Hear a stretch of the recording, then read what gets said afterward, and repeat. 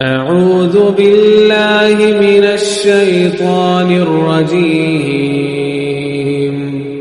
بسم الله الرحمن الرحيم السلام علیکم ناظرین کرام، آپ کے سامنے گزشتہ قسط میں صلح حدیبیہ کی بات چل رہی تھی جو کہ ابھی نامکمل تھی۔ اب اسی بات کو آگے بڑھاتے ہوئے ہم لوگ یہاں تک پہنچے تھے کہ اس شجر کے نیچے 1400 افراد یعنی 1400 صحابہ کرام سے اس بات پر بیعت لی گئی کہ وہ جنگ میں فرار اختیار نہیں کریں گے، اور الگ الگ مورخین نے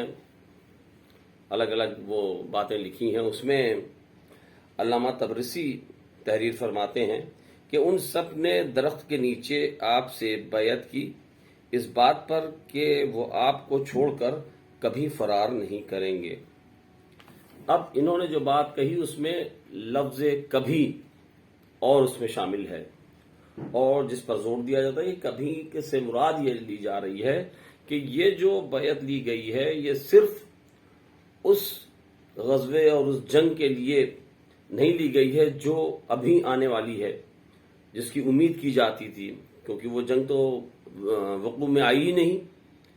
بلکہ اس بات پر بیعت لی گئی ہے کہ رسول خدا صلی اللہ علیہ وسلم اپنی زندگی میں جب بھی کسی غزوے میں جاتے ہیں، کسی جنگ میں جاتے ہیں، تو جو صحابہ کرام ہیں وہ فرار اختیار نہیں کریں گے اور اپنے جان کی بازی لگا کر رسول کے ساتھ جنگ کریں گے۔ اور اس کے بعد اس بیعت پر قائم تھے صحابہ کرام، لیکن کافی دنوں تک، لیکن ہمیشہ کیا قائم رہے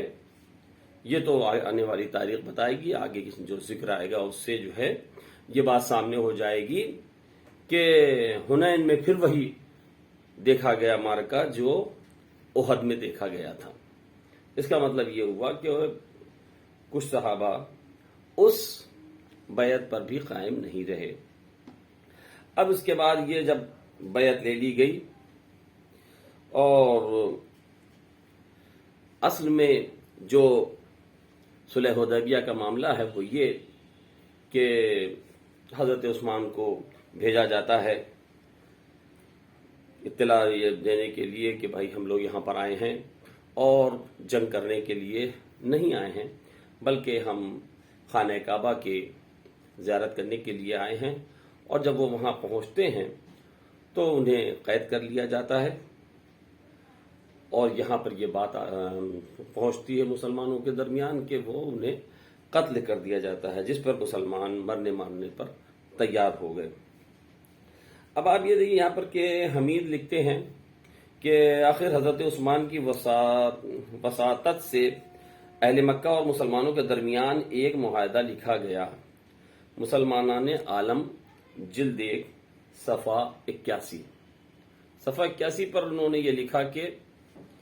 حضرت عثمان کے توسط سے یہ معاہدہ لکھا گیا۔ اب آپ یہ دیکھیں کہ حضرت عثمان کو تو وہاں قید کر لیا گیا تھا۔ جب وہ قید کر لیا گیا تو کس طریقے سے ان کے توسط سے، ان کے ذریعے یہ معاہدہ لکھا جا سکتا ہے؟ سوچنے والی بات ہے کہ ان کے توسط سے یہ معاہدہ نہیں لکھا گیا، بلکہ جب انہیں وہاں قید کر لیا گیا اور کفار مشرکین نے یہ دیکھا کہ جو دوسرے مورخین لکھتے ہیں وہ اس طریقے سے لکھتے ہیں کہ جب کفار نے یہ دیکھا کہ یہ بیعت ہو گئی ہے اور بیعت اس بات پر لے لی گئی ہے کہ اب کوئی فرار اختیار نہیں کرے گا، مسلمانوں میں بہت زیادہ جوش ہے، تو اب ان کی سمجھ میں یہ آ گیا کہ معاملہ جو ہے وہ بہت زیادہ پیچیدہ ہو گیا ہے، اور مسلمان جو صحابہ کرام ہیں، جو مسلمان ہیں، وہ بہت جوش میں ہیں۔ اس وجہ سے انہوں نے سہیل بن عمرو کو بھیجا اپنی طرف سے تاکہ وہ جا کے صلح کر سکیں۔ سہیل بن عمرو یہاں پر آتا ہے، اور زیادہ تر مورخین نے یہ دیکھا کہ کفار قریش کی طرف سے یہ سہیل بن عمرو کو جو بھیجا گیا، اور اسی کے بعد فوراً وہ لکھنا شروع کر دیتے ہیں کہ وہ صلح نامہ لکھا جانا شروع کیا گیا اور کس طریقے سے صلح کی گئی. لیکن اس کے بیچ میں بھی ایک کڑی ہے جو کہ زیادہ تر مورخین نہیں لکھتے، کیونکہ فوراً ہی صلح نامہ لکھا نہیں گیا. وہ اس طریقے سے وہ کڑی ہے کہ جب سہیل بن عمرو وہاں پر آ جاتے ہیں اور آنے کے بعد پہلے ان سے کچھ گفتگو ہوتی ہے، کچھ زبانی بات چیت ہوتی ہے. انہوں نے آ کے رسول اکرم صلی اللہ علیہ وسلم سے یہ کہا کہ آپ کا یہ پیغام وہاں پر پہنچا کہ آپ جو ہے جنگ کرنا نہیں چاہتے اور صرف زیارت کرنے کے لیے یہاں پر آئے ہوئے ہیں. تو ہم بھی جنگ کرنا نہیں چاہتے ہیں، ہم بھی جنگ نہیں کرنا چاہتے ہیں. تو اس لیے آپ ایسا کریں کہ یہ جو آپ یہ چاہتے ہیں کہ ہم کسی زیارت کریں، تو ہم یہ دیکھ نہیں سکتے، ہم یہ برداشت نہیں کر سکتے کہ آپ آزادی کے ساتھ آئیں اور اس کے بعد کعبے میں آنے کے بعد کعبے کا طواف کریں، مکے میں داخل ہوں اور اس کے بعد عمرہ کر کے یہاں سے چلے جائیں. اس سے ہماری سبکی ظاہر ہوتی ہے. آس پاس کے لوگ یہ دیکھیں گے کہ رسول اکرم صلی اللہ علیہ وسلم یا مسلمان جو ہے وہ اپنی طاقت کی بنا پر مکے میں آ گئے، اور مکے کے یہ جو قریش ہیں یہ اپنے کو اتنا کمزور سمجھ رہے ہیں کہ ان کے آگے انہوں نے ہتھیار ڈال دیا. تو اس میں ہماری سبکی ہوگی، ہماری بے عزتی ہوگی، دوسرے دور دور تک اس بات کا یہ چرچا ہوگا. اس لیے ہم نہیں چاہتے کہ آپ جو ہے یہاں پر آ کے یہ کریں، بلکہ اگر آپ کو کرنا ہے تو آپ آئندہ سال آئیے، آئندہ سال آپ آئیں اور 3 دن کے لیے آپ کے لیے مکہ خالی کر دیا جائے گا، اور آپ جو بھی رسومات آپ حج کے کرنا چاہتے ہیں آپ کریں، اور 3 دن کے بعد اس کے بعد آپ چلے جائیں. تو اس میں یہ ہوگا کہ ہم پہلے سے ہی، جہاں تک ان کا خیال تھا کہ ہم پہلے سے لوگوں کو یہ بتا دیں گے کہ بھائی ہم نے پہلے سے ان کو اجازت دے رکھی کہ آپ آئندہ سال آئیے، 1 سال میں اگر آئندہ سال وہ آئیں گے اور ہم ان کے لیے 3 دن کے لیے چھوڑ دیں گے، تو اس میں یہ نہیں ثابت ہوگا کہ ہم کمزور ہیں، ہماری کمزوری سامنے نہیں آئے گی. یہ بات کر رہے ہیں سہیل بن عمرو، جو کہ وہاں سے نائب بن کے آئے ہوئے ہیں، جو اس طرف سے صلح نامہ لکھنے کے لیے، صلح کرنے کے لیے آئے ہوئے ہیں. رسول اکرم صلی اللہ علیہ وسلم کو بھی یہ بات اچھی لگی اور وہ فوراً اس بات کو ان پر راضی ہو گئے. اب جب راضی اس بات پر ہو گئے تو اب صلح نامہ لکھا جانے لگا. اب آپ یہ دیکھیں کہ جو وہاں سے سہیل بن عمرو آتا ہے تو وہ اس نے اس بات کو محسوس کر لیا کہ کسی بھی وجہ سے رسول اکرم صلی اللہ علیہ وسلم جنگ نہیں کرنا چاہ رہے ہیں، چاہے ان کا اس میں جو بھی اصول ہو، اپنے اصول کی وجہ سے وہ جنگ کرنا نہیں چاہ رہے ہیں. اس بات کو اس نے اچھی طریقے سے محسوس کر لیا تھا، جو کہ مسلمانوں نے محسوس نہیں کیا تھا، جو کہ صحابہ نے محسوس نہیں کیا تھا. ایک قریش کا آدمی جو آیا ہے وہ اس بات کو محسوس کر رہا ہے کہ ہر چیز تو ہے، لیکن رسول جنگ کرنے کے لیے اس پوزیشن میں نہیں ہے. پوزیشن میں تو تھے لیکن وہ نہیں چاہتے تھے کہ ہم جنگ کریں، وہ اپنے کسی اصول کی بنا پر. لیکن مسلمانوں کو اس بات کا احساس نہیں ہوا، اور بعد میں صلح ہونے کے بعد تک اس بات کا احساس نہیں ہوا، اور بعد میں جا کر جب اس کے نتائج سامنے آنے لگے تب ان کو ایسا لگا کہ ہاں رسول اکرم صلی اللہ علیہ وسلم صحیح تھے اور ان کا فیصلہ صحیح تھا. لیکن اس نے اس بات کو محسوس کر لیا تھا. اب آپ یہ دیکھیے کہ پوری تاریخ اسلام جو ہم نے آپ کے سامنے پیش کی، آپ نے یہ دیکھا کہ جہاد جو رسول خدا صلی اللہ علیہ وسلم کا جہاد ہے، وہ ہر جہاد میں ہمیشہ رسول اکرم صلی اللہ علیہ وسلم نے دفاع کیا ہے. کبھی جو ہے وہ انہوں نے خود چڑھائی نہیں کی ہے، بلکہ ان سے لڑائی کی گئی تو اس کا جواب دیا، ہمیشہ دفاع کیا ہے. چاہے وہ آپ بدر اٹھا کے دیکھ لیں، چاہے خندق اٹھا کر دیکھ لیں، چاہے خندق اٹھا کر دیکھ لیں. ابھی تک جو جنگیں ہوئی ہیں تو بدر، احد اور خندق، یہ تینوں جنگ میں آپ دیکھیں کہ وہاں سے جو بڑے غزوے ہوئے ہیں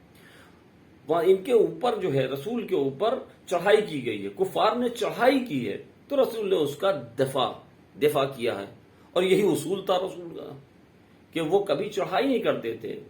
کبھی جنگ کا آغاز نہیں کرتے تھے، بلکہ جب ان کے اوپر جنگ تھوپی جاتی تھی، جب ان سے جنگ کی جاتی تھی، لوگ اگر چڑھائی کرتے تھے اس کا دفاع کرتے تھے. اب آج دیکھیں یہ اصول ایک دم ٹوٹتا ہوا نظر آ رہا ہے. کہ آنے والے مورخ یہ ضرور لکھ دیتے کہ جب تک ان کے وہ کمزور تھے تب تک وہ اس طریقے سے کرتے رہے، انہوں نے چڑھائی نہیں کی، لیکن جیسے ہی طاقت آ گئی اور فوراً انہوں نے چڑھائی کر دی۔ آج اگر وہ مسلمانوں کو لے کر، جیسے کہ مسلمانوں میں جوش تھا اور یہاں تک کہ انہوں نے مرنے مارنے کے لیے بیعت تک کر لی تھی، آج رسول اگر چڑھائی کر دیتے اور جنگ کر دیتے تو مورخ یہی لکھتا کہ رسول کا یہ اصول نہیں تھا، بلکہ جب تک طاقت نہیں تھی تب تک انہوں نے جنگ نہیں کی، جب طاقت آ گئی تو انہوں نے جنگ کی۔ لیکن آج رسول اسی وجہ سے جنگ کرنا نہیں چاہتے تھے،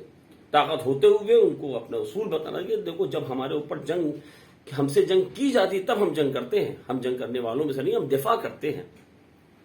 اور یہی وجہ ہے کہ صلح کرنے پر راضی ہیں اور صلح کر کے طاقت ہوتے ہوئے بھی صلح کر کے واپس آ رہے ہیں، عمرہ بھی نہیں کر رہے ہیں، حج بھی نہیں کر رہے ہیں،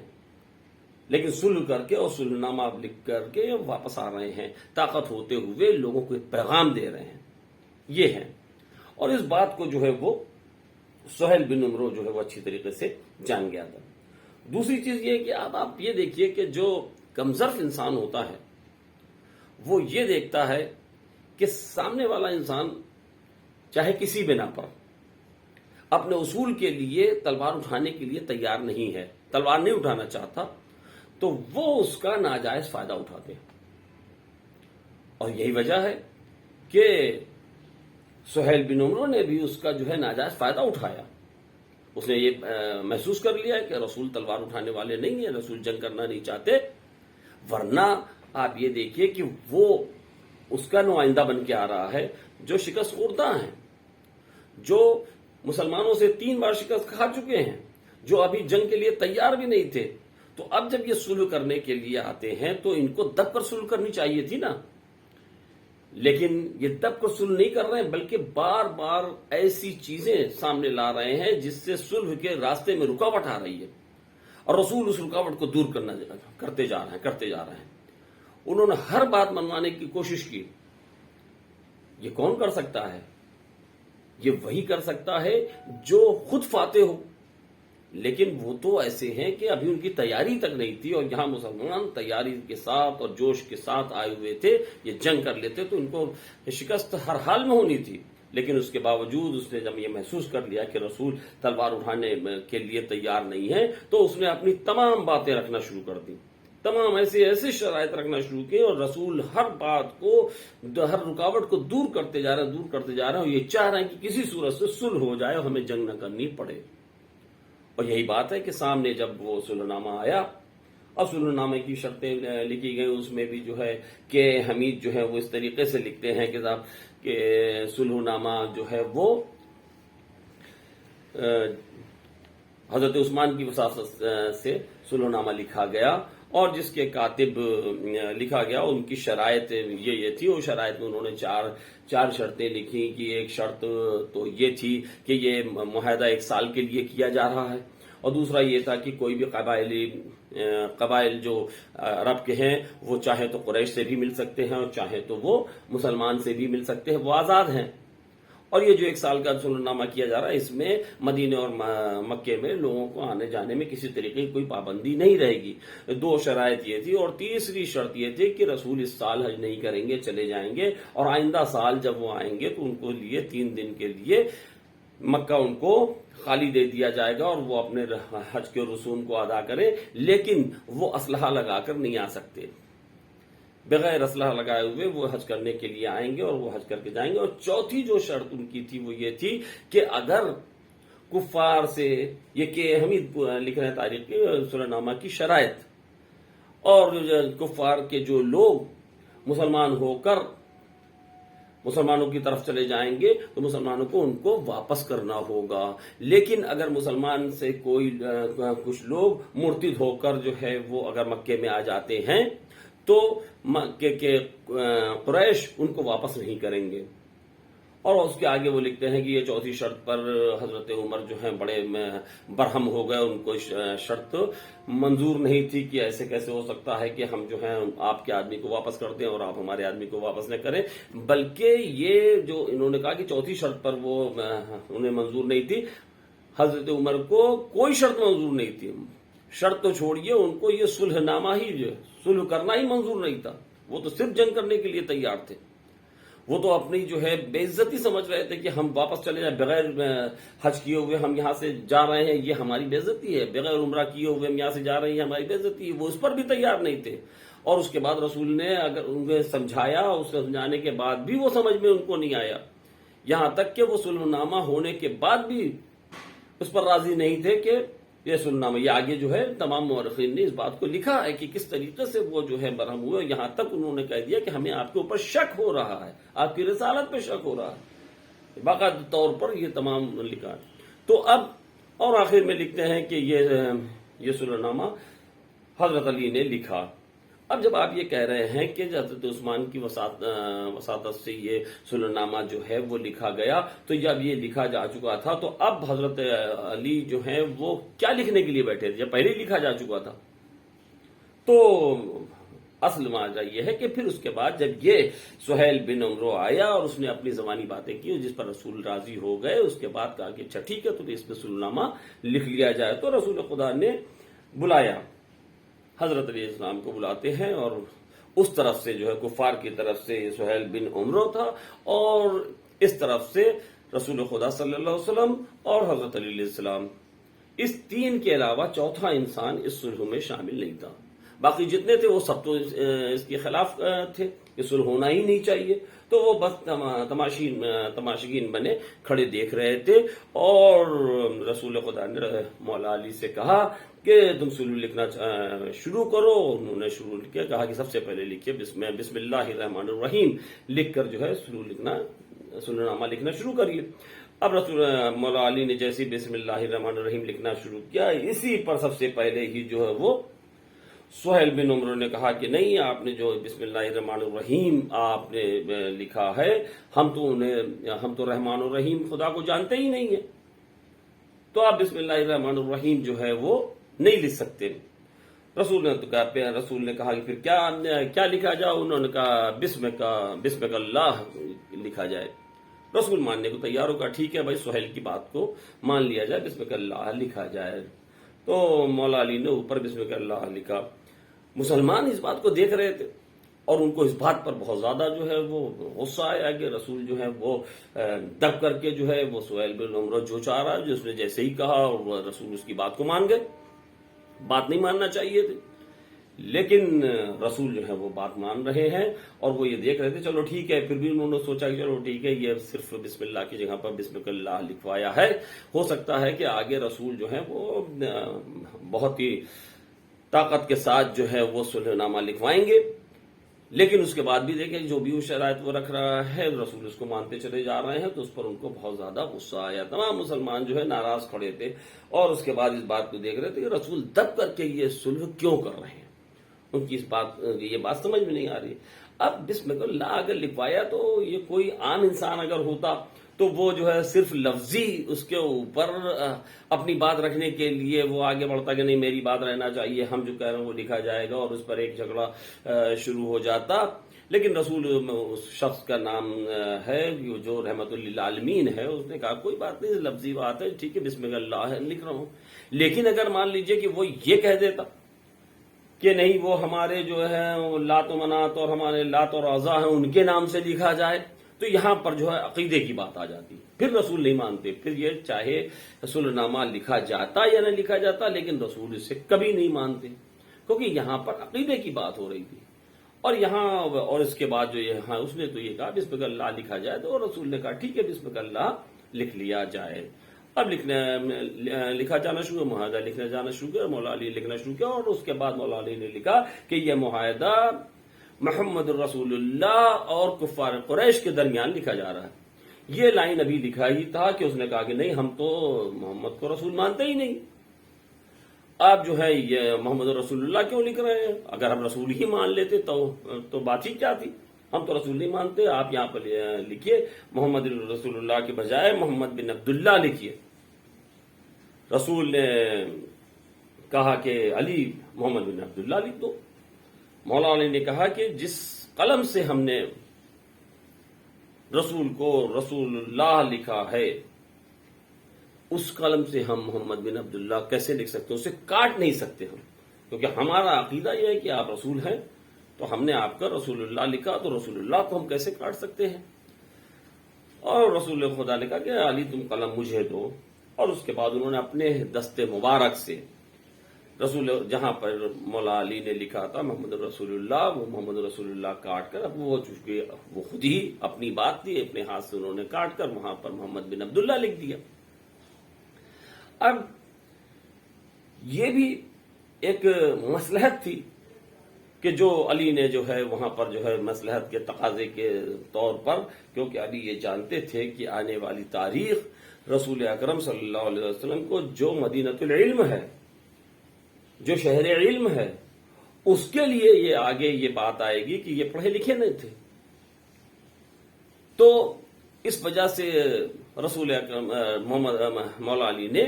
یہ کہا کہ کم سے کم آنے والی دنیا کو یہ معلوم ہو جائے کہ رسول وہ رسول نہیں ہے کہ جو پڑھا لکھا نہ ہو۔ امید صرف اس بات کے لیے ہے کہ دنیا میں کوئی ایسا نہیں ہے کہ جس نے رسول کو کچھ پڑھایا ہو، تو اس کا مطلب یہ تھوڑی ہے کہ رسول پڑھے لکھے نہیں تھے، دنیا والے ان کو نہیں پڑھا سکتے تھے، کیونکہ یہ تو مدینۃ العلم تھے، یہ وہیں سے پڑھے ہوئے آئے تھے، یہ خدا کے ذریعے خدا نے انہیں علم عطا کیا تھا، تو ہمارا رسول کوئی جاہل تھوڑی ہو سکتا ہے، وہ تو مدینۃ العلم تھا، تمام جتنے بھی علوم ہیں سب علوم رسول کے پاس تھے۔ ہاں یہ اور بات ہے کہ کوئی استاد ان کا نہیں تھا، کسی نے ان کو پڑھایا نہیں تھا، اس لیے پڑھے لکھے لوگ، کوئی دنیا والے تو یہ سمجھ رہے ہیں کہ ان کو جب کسی نے پڑھایا نہیں تو یہ کہاں سے پڑھے لکھے ہوں گے؟ ارے یہ تو خدا کے بھیجے ہوئے رسول تھے، خدا کی طرف سے ان کو علم بھی ملا ہوا تھا، تو رسول نے خود اپنے دست مبارک سے اسے جہاں پر مولا علی نے لکھا تھا محمد رسول اللہ، اسے کاٹ کر وہاں محمد بن عبداللہ لکھ کر دنیا والوں کو بھی یہ بتا دیا کہ میں لکھنا پڑھنا بھی جانتا ہوں،